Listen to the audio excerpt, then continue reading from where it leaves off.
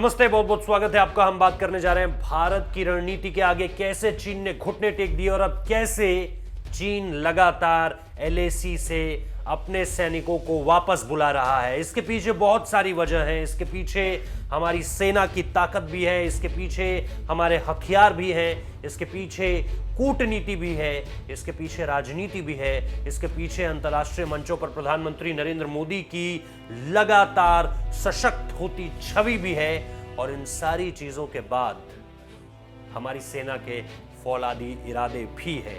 तो बहुत सारी चीजों से मिलकर चीन की यह हार जो है वो तय होती है। हम इसे हार क्यों कह रहे हैं वो भी समझ लीजिए।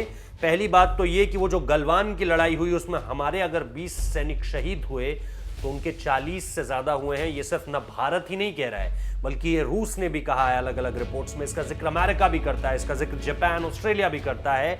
और इसीलिए अगर आप कम से कम भी माने तो चीन के 40 सैनिक वहां पर मारे गए हैं और हमारे भी 20 जवानों ने अपने प्राणों का सर्वोच्च बलिदान दिया है। इन सारी बातों से इतर अगर मैं आपको दूसरी बात बताऊं कि कैसे भारत ने चीन को यहां पर हराया, वो चीन जो हर बार एक कदम आगे बढ़ाकर दूसरे देश को पीछे खदेड़ता था उसकी जगह से, वो कोशिश कर रहे थे कि हमें फिंगर 4 से और पीछे फेंके।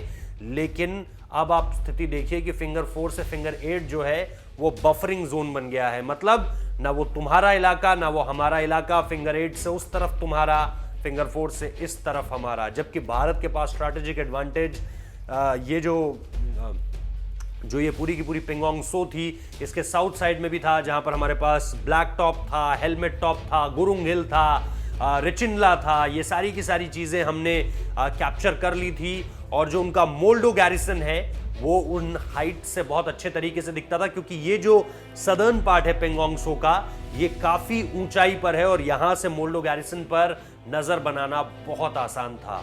इन सारी चीजों के बीच हमने जो अपने T-90 भीष्म टैंक, हमने जो अपने लाइट टैंक्स, इसके अलावा हमने जो अपनी आकाश मिसाइल्स वहां पर तैनात की थी, हमने जिस तरह से अपना डिफेंस इक्विपमेंट वहां पर तैनात कर दिया था, उससे निश्चित तौर पर चीन की हवा निकल गई, एक तरह से ये कहा जा सकता है। और इसके बाद चीन ने भी निश्चित तौर पर वहां पर अपने लाइट टैंक्स करने शुरू करे, हेलीपैड वहां पर उन्होंने एक बनाया।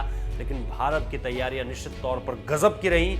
और इसके अलावा जो कूटनीतिक मंचों पर हमने अलग अलग मंचों पर किया, चाहे रूस में हमने मुलाकात ही क्यों ना की हो, विदेश मंत्री लेवल पर बात हुई, रक्षा मंत्री लेवल पर बात हुई, इन सारी चीजों पर जो बात हुई उसके बाद अब फाइनली जो है वो चीन डी एस्केलेट करना शुरू कर चुका है।